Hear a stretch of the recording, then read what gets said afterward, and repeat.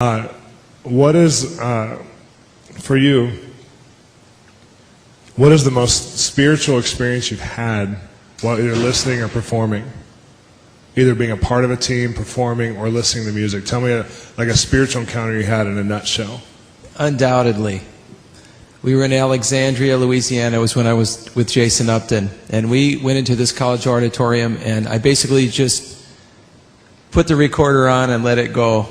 And we were doing sound check, and I looked up to the ceiling, and I started seeing this fog coming through, and I figured it was just like the condenser in the air conditioner in the coil or something. This fog starts coming in the room, and I started feeling a whole lot of God all of a sudden. I really didn't put two and two together. I'm a little slow on the uptake sometime. And so I asked the janitor, I said, hey, what's that stuff coming out of the ceiling up there? And he looked up there and he said, I don't know, there's no pipes up there. And so this holy fear kind of came over me. So we finished, and we just started playing, and it got to the point where it got so thick in there that I jumped off stage and I went and jumped under the soundboard. I mean, I felt so much God. I was like, oh my God, at any minute something's just going to bust through. And all of a sudden this little kid comes under the soundboard, and he goes, there's a 12-foot angel standing behind Jason Upton. And you know what?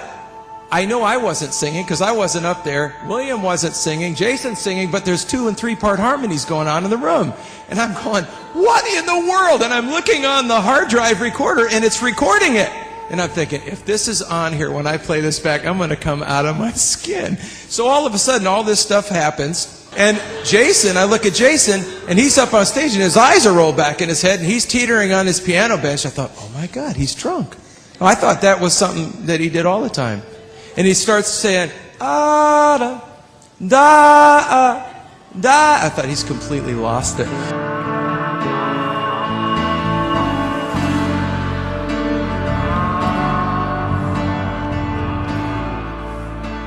I went up to get Jason off the stage. He was completely plastered. But he'd never been drunk in the spirit before, so he says, I'm feeling all tingly. My arms and Michael, my legs. And make a long story short, he fell asleep in the dorm exactly like a drunk guy would. He just lay down on the bed with all his clothes on in his bag, and he was gone. So the next morning, I'm thinking, was that real? I went back to Nashville. And I'm in there with this engineer friend. I was producing the project, and sitting on there, we're going through all the material. We get to the song Fly.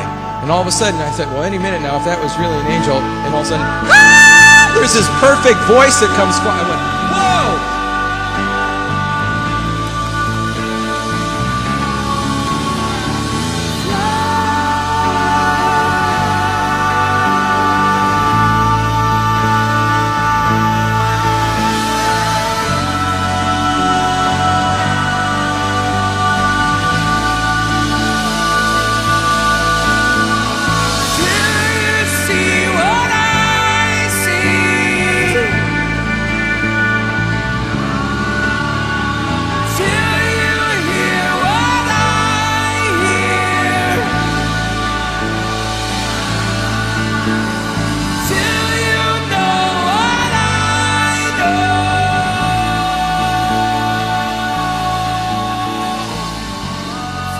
So we start going through, we start soloing out each channel, not a tom-tom, not a keyboard, blah, blah, blah. We get through everything except Jason's vocal. Now remember, the kid said there's a 12-foot angel behind Jason.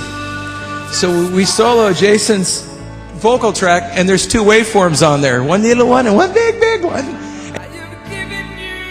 Well, that sounds like something standing like 12 foot behind Jason. I said, I told you it was an angel.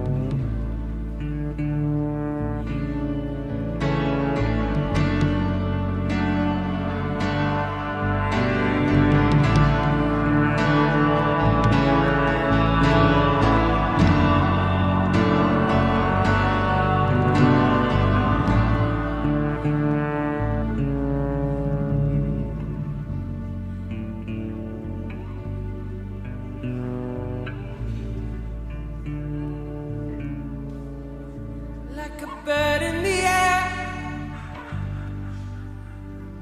You have escaped the snare.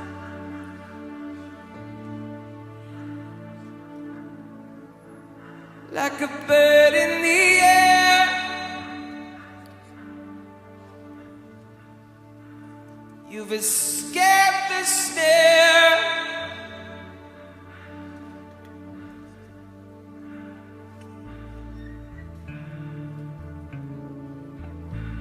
Like a bird in the air, you've escaped the snare of the enemy.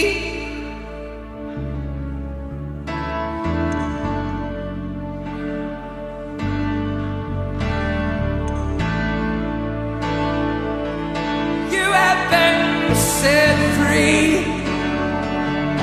You have been set free. You have been set free. You have been set free.